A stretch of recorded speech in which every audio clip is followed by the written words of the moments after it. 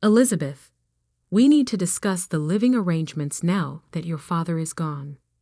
Patricia's voice carried that familiar tone of false concern mixed with barely concealed authority as she approached me in the kitchen where I was arranging funeral flowers. The house was full of mourners paying their respects to Dad, but my stepmother had clearly decided this was the perfect time for family business. I continued cutting stems and placing white lilies in the crystal vase Dad had given me for my college graduation.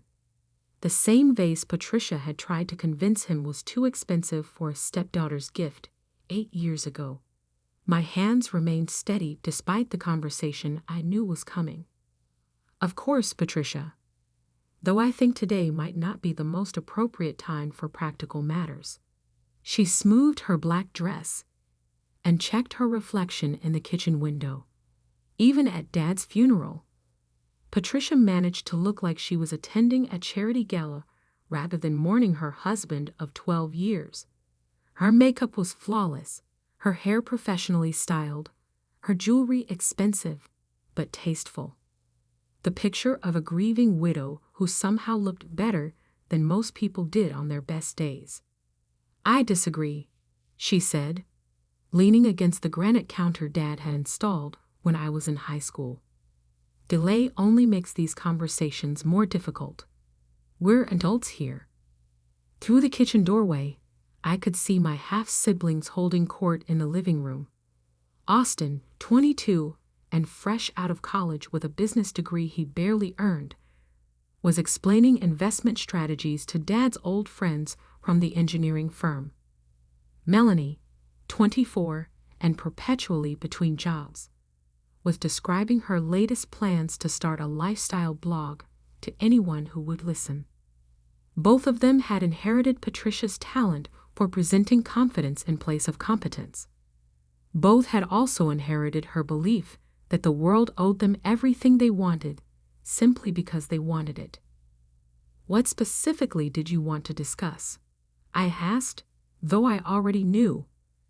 Patricia had been dropping hints for months about how expensive it was to maintain Dad's house. How much more practical it would be for everyone if living arrangements were optimized. Well, she began, her voice taking on that artificially sweet tone she used when she was about to say something cruel.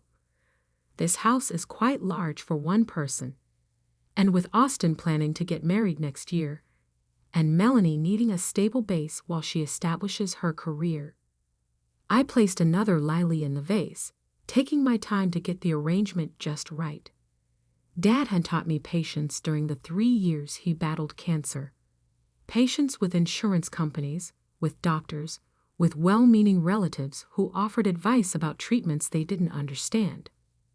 Most importantly, patience with Patricia, who spent those 3 years positioning herself and her children for the inevitable.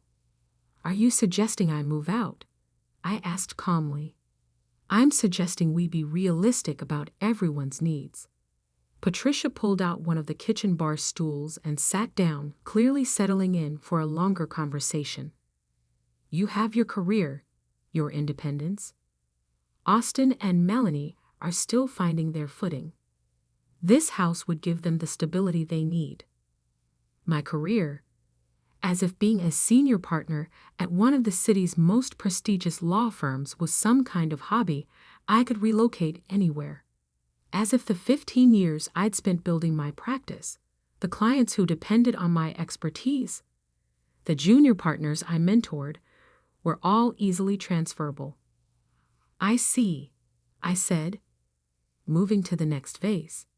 And where exactly would I be finding this career-focused independence? There are lovely condominiums downtown, much more suitable for a single professional woman. Less maintenance, better security, closer to your office. I almost smiled at the word suitable. Patricia had strong opinions about what was suitable for various types of people. Stepdaughters, apparently, were suitable for downtown condominiums rather than family homes where they'd grown up. That's an interesting perspective, I replied. Have you discussed this with Austin and Melanie? Of course. They're both very concerned about your well-being. Living alone in such a large house can't be healthy for someone your age. Someone my age. I was 35. Hardly a spinster requiring intervention. But in Patricia's worldview, unmarried women over 30 were objects of pity who needed guidance from more successful wives and mothers. Through the doorway, I watched Austin gesture expansively while explaining something to Mr. Henderson from Dad's old firm. Austin had Dad's height and Patricia's confidence, but none of Dad's substance. He'd graduated college with a 2.3 GPA and no job prospects, but Patricia had convinced Dad that Austin just needed time to find his passion.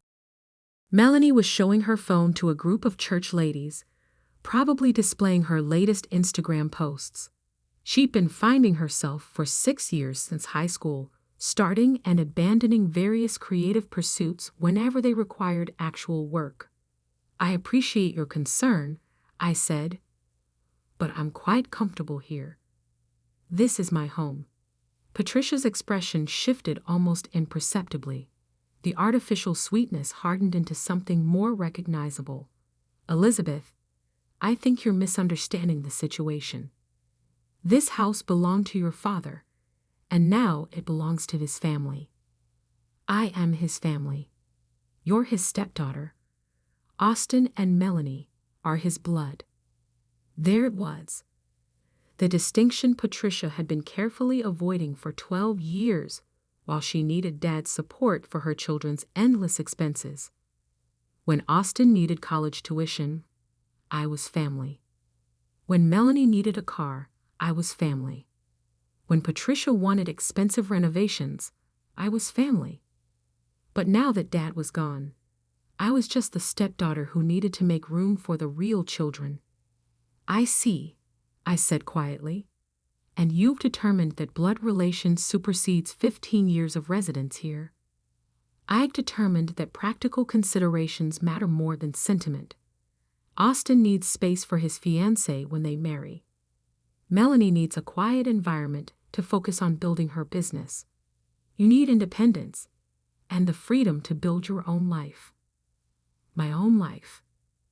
As if I hadn't been building my own life for years while also caring for Dad through his illness, managing his medical care, handling his legal affairs, and watching Patricia systematically position herself and her children as his primary beneficiaries.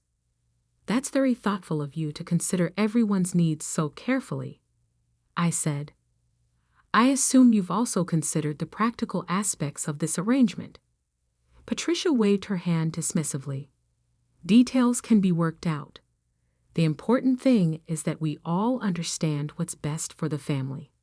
I finished the second flower arrangement and turned to face her directly. Patricia, can I ask you something? Of course. Do you remember 3 years ago when Dad updated his will after his first cancer diagnosis? Her carefully composed expression flickered. Vaguely, he was very sick, making arrangements. He was very thorough, actually. He spent months with his attorney making sure everything was properly documented and legally sound. Elizabeth, I don't think this is the time to discuss legal technicalities. When would be a better time? After I've moved to one of those suitable downtown condominiums. Patricia stood up from the bar stool, her posture becoming more rigid. I think you're being deliberately difficult about a very straightforward family matter. Family matters often involve legal technicalities, don't they? Especially when they concern property ownership and inheritance rights.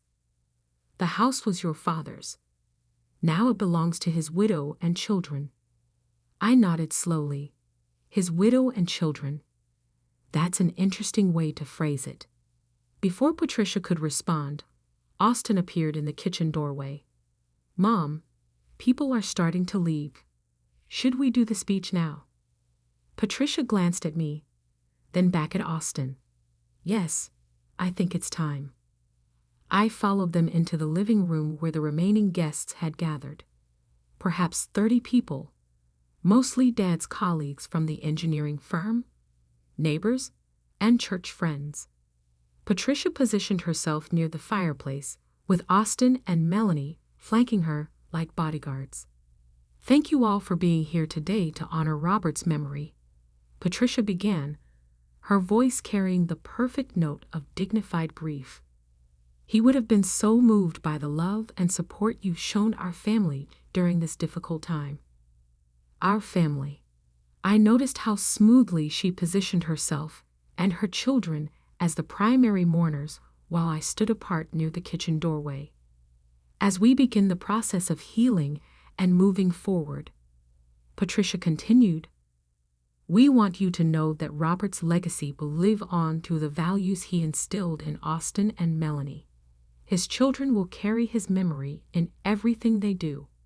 His children. Again, the careful exclusion wrapped in seemingly inclusive language. "Robert was a man who believed in family above all else," Patricia said, her voice growing stronger. "He worked hard to provide for us, to give us a foundation we could build on. This house, his life's work, everything he accomplished was for his family." I watched the faces of Dad's friends and colleagues. Mr. Henderson looked uncomfortable. Mrs. Chen from next door kept glancing at me with concern. They all knew I'd been the one caring for Dad during his illness, managing his affairs, making sure his wishes were respected. "Now," Patricia continued, "we have some difficult decisions to make about maintaining Robert's legacy. The practical realities of keeping his memory alive while moving forward as a family." She paused, looking directly at me. "This house has been the center of our family for so many years. Austin and Melanie grew up here, and it's important that they continue to have that foundation as they build their own families." I saw where this was going. A public announcement designed to pressure me into compliance through social expectation.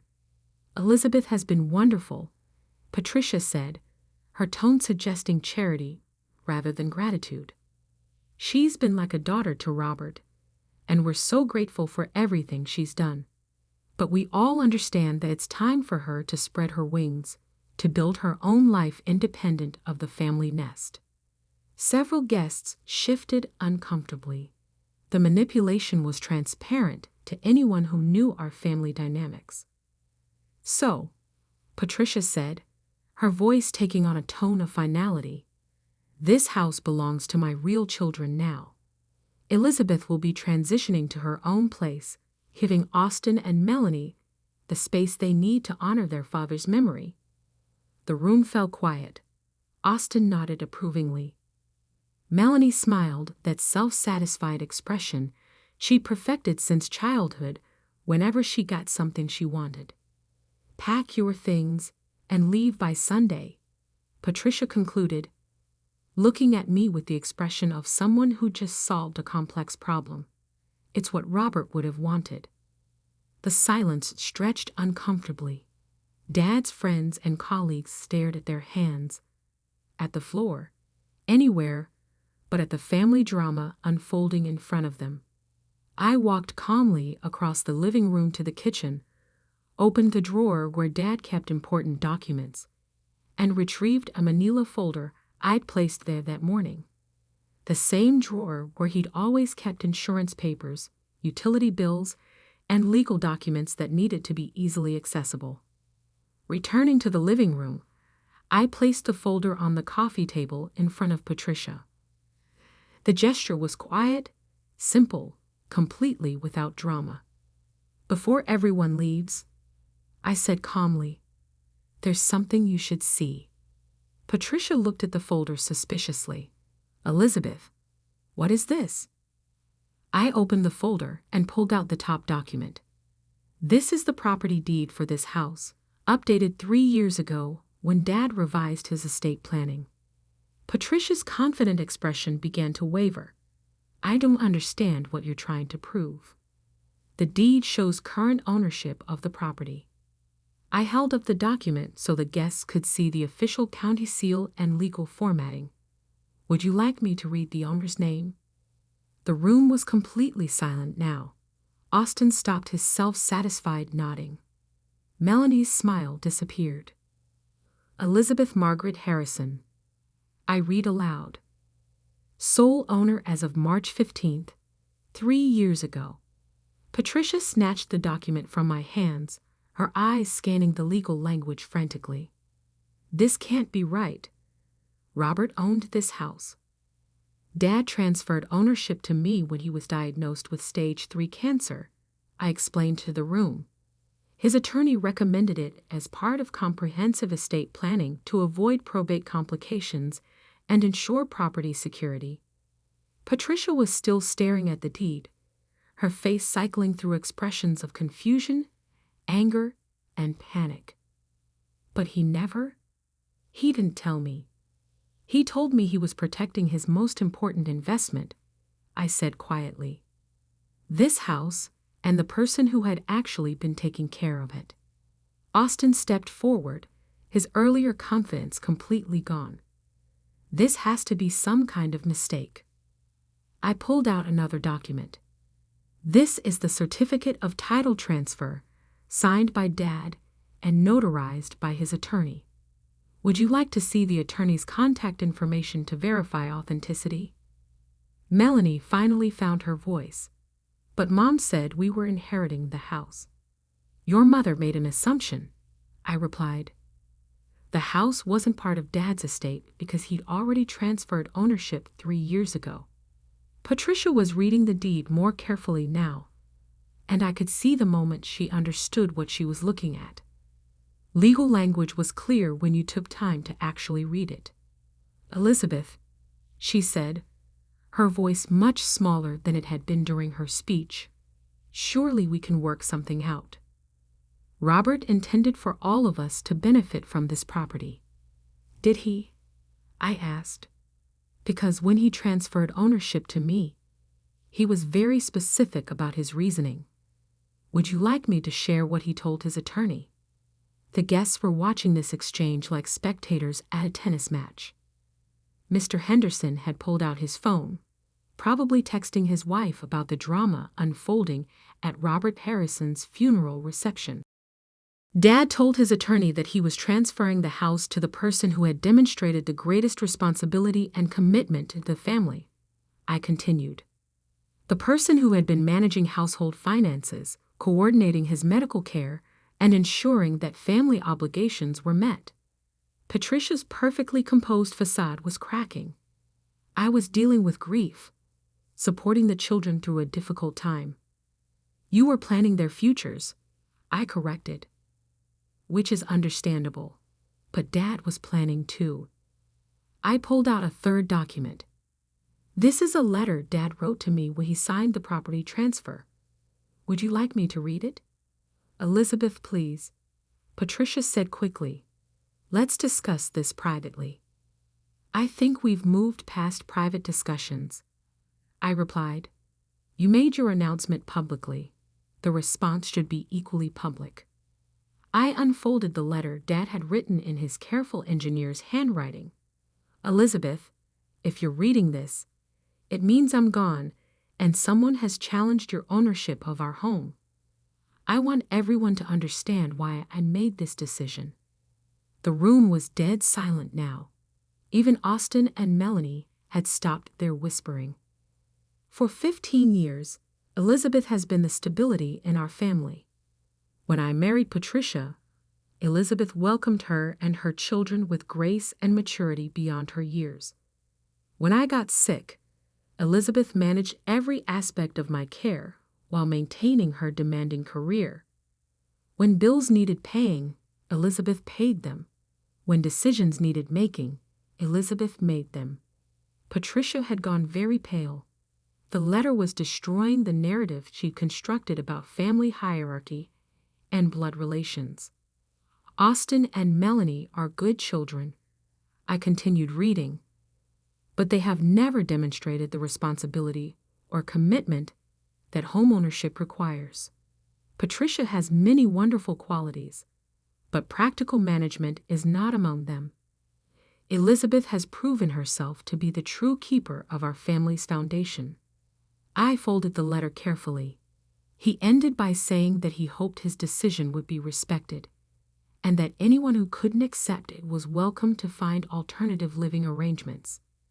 The silence that followed was deafening. Patricia sank into the nearest chair, looking like someone who'd just been told their lottery ticket was a fake. Austin stepped forward, his face flushed with anger. "This isn't fair. We grew up here too." "You're absolutely right," I said calmly. "You did grow up here, in the house where I've lived for 15 years, paying property taxes, maintenance costs, and utilities, while you focused on your education and career development." "But we're family," Melanie protested. "Yes, we are, which is why you're welcome to continue living here under the same arrangement you've always had, as my guests." Patricia's head snapped up. "Your guests?" "Patricia, you just announced that I should pack my things and leave by Sunday. You declared that this house belongs to your real children now. But since I own the house, I think we need to revisit those living arrangements. The legal training that had made me a successful attorney was serving me well now. Keep emotion out of it. Focus on facts. Let the other side reveal their true motivations through their own words. I have a proposal," I continued. "Austin, you're welcome to continue living here rent-free until your wedding, as originally planned. Melanie, you can stay until you establish stable employment and can afford your own place. Patricia." I paused, looking at my stepmother who had just tried to evict me from my own home at my father's funeral. "Patricia, you have until the end of the month to decide whether you can accept living in a house owned by your stepdaughter or whether you'd prefer to find one of those suitable downtown condominiums you mentioned." The guests began quietly gathering their coats and purses. The entertainment was over, and they clearly wanted to escape before the family drama escalated further. Mrs. Chen approached me as she prepared to leave. "Elizabeth, your father would be proud of how you handled this." Mr. Henderson shook my hand. "If you need anything, legal advice, references, anything at all, please call." One by one, Dad's friends and colleagues offered their support before leaving. It was clear who they saw as Robert Harrison's true successor. After the last guest left, the four of us stood in the living room that had just witnessed Patricia's public humiliation. The flower arrangements I'd made that morning looked strangely cheerful in the aftermath of the confrontation. "Elizabeth," Patricia said finally, "I think there's been a misunderstanding." "I don't think there has been," I replied. "You were very clear about your position. I'm just explaining mine." Austin was still studying the property deed like it might change if he stared at it long enough. "This doesn't make sense. Why wouldn't Dad tell us he was transferring the house?" "He did tell you," I said, 3 years ago, when he called a family meeting to discuss his estate planning. You were busy with college, and Melanie was traveling in Europe. Neither of you attended." Melanie's face flushed. "We didn't know it was important. Dad's legal affairs weren't important enough to interrupt your spring break plans." Patricia stood up abruptly. "That's enough. Elizabeth, we need to discuss this reasonably." "We tried reasonable discussion in the kitchen," I reminded her. "You informed me that I needed to pack my things and leave by Sunday to make room for your real children. How exactly would you like to make that reasonable?" I was emotional, dealing with grief. "You were strategic, positioning your children for maximum benefit. Unfortunately, you didn't verify property ownership before making your announcement." I walked to the window and looked out at the garden Dad and I had planted together over the years. The roses he'd helped me choose, the fruit trees we planted for privacy, the vegetables patch where he taught me about soil composition and drainage. "Here's what's going to happen," I said, turning back to face them. "Austin, your wedding plans don't change. You can continue living here until then. Melanie, you have 6 months to find stable employment and your own housing. Patricia, you have 30 days to decide whether you want to live peacefully in my house or find alternative arrangements." "Your house," Patricia repeated bitterly. "My house," I confirmed. "The house Dad legally transferred to me because he trusted me to reserve what he built." Austin was still processing the implications. "But what about inheritance? The will?" "The will covers Dad's personal property, savings, and investments. The house was already mine, so it wasn't part of his estate." I pulled out one final document. "Here's the breakdown of Dad's actual estate. Patricia inherits his savings and retirement accounts.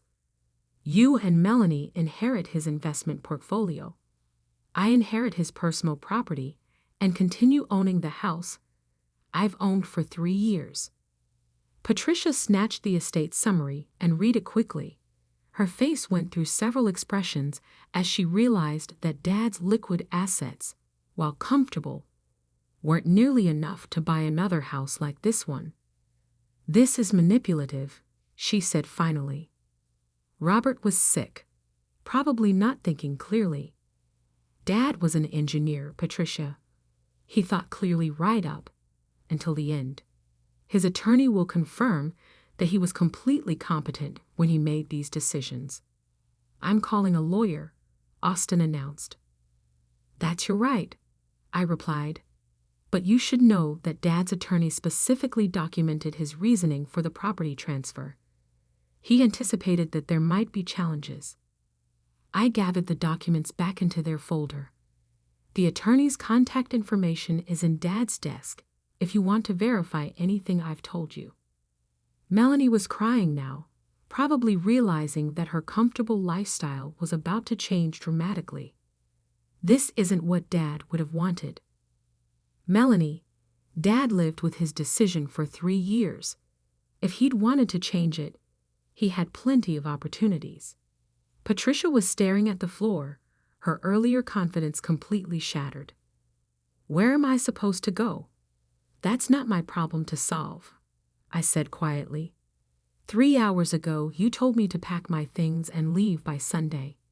You declared that this house belongs to your real children.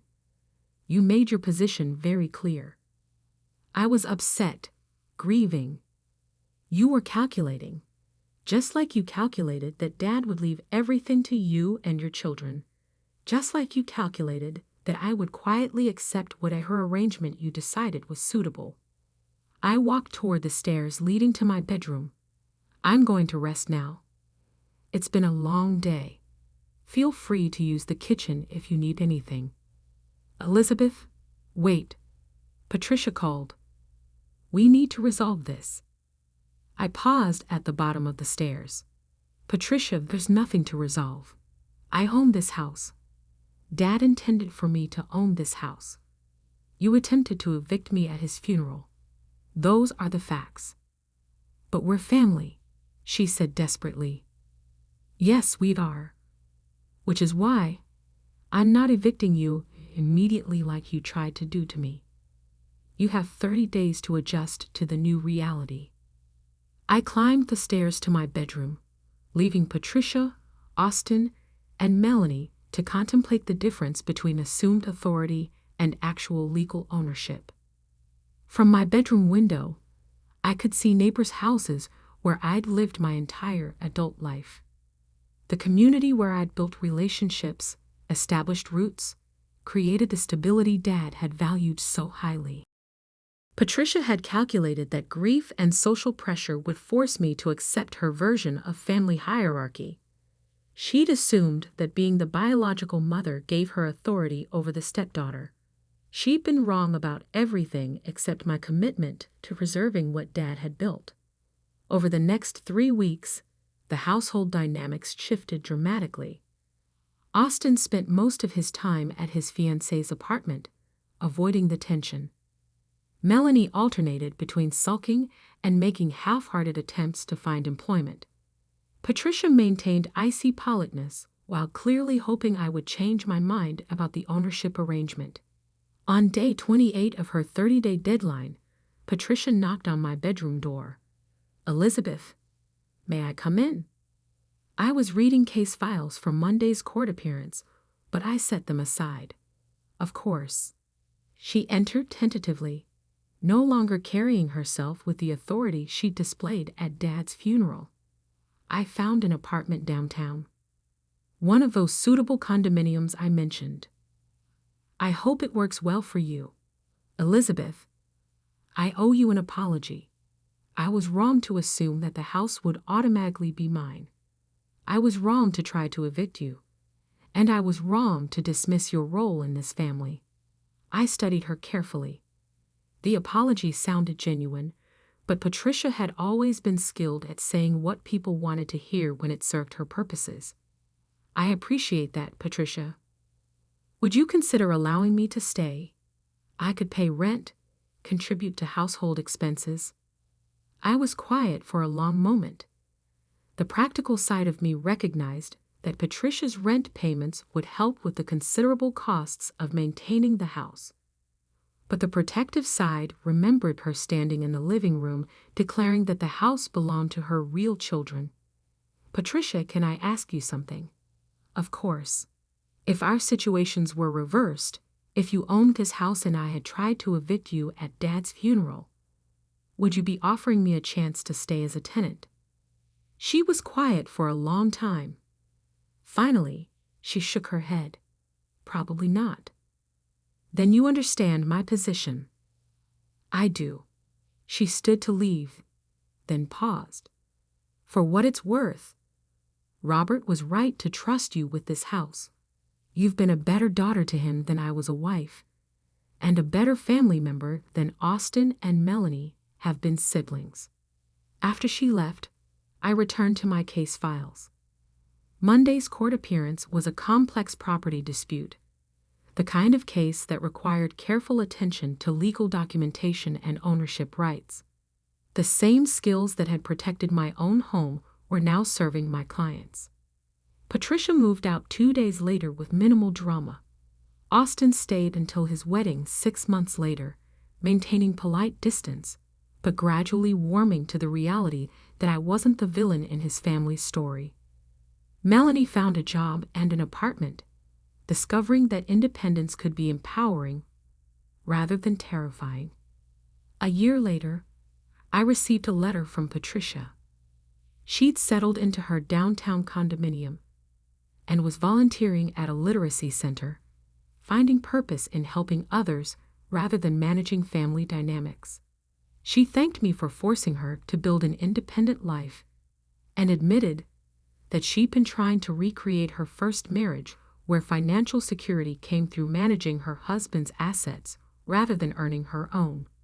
Austin and his wife visited regularly, bringing their newborn daughter to the house where 4 generations of the family had now lived. The baby's nursery was in Austin's old room, surrounded by the same walls where Dad had read bedtime stories and taught basic math concepts. Melanie called every few weeks, updating me on her job and her new relationship. She discovered that she actually enjoyed working when the job matched her interests, and that earning her own money felt better than depending on family support. The house remained exactly as Dad had intended, a foundation for family, maintained by the person who understood both its practical and emotional value. The roses bloomed each spring, the fruit trees produced their annual harvest, and the garden provided the same peace it had offered Dad during his final years. Sometimes the greatest victory isn't defeating your enemies. Sometimes it's simply refusing to be displaced by people who mistake entitlement for ownership. Dad had spent 3 years ensuring that his home would be protected by the person who truly understood its worth. In the end, Patricia's assumption about blood relations versus chosen family had been her downfall. Dad had chosen his successor based on demonstrated commitment rather than biological connection. The legal documents I placed on the coffee table that day weren't just proof of ownership. They were proof that love and loyalty create stronger bonds than genetics and manipulation. The house stands as Dad intended, owned by the daughter who earned it through 15 years of responsibility, protected by the same legal expertise that now helps other families navigate complex property disputes. Sometimes the most powerful revenge is simply refusing to let entitled people take what they haven't earned. And when new neighbors ask about the beautiful Victorian house with the amazing garden, I tell them it's been in my family for over 20 years. Because family, I've learned, is defined by commitment and care, not by blood and assumption.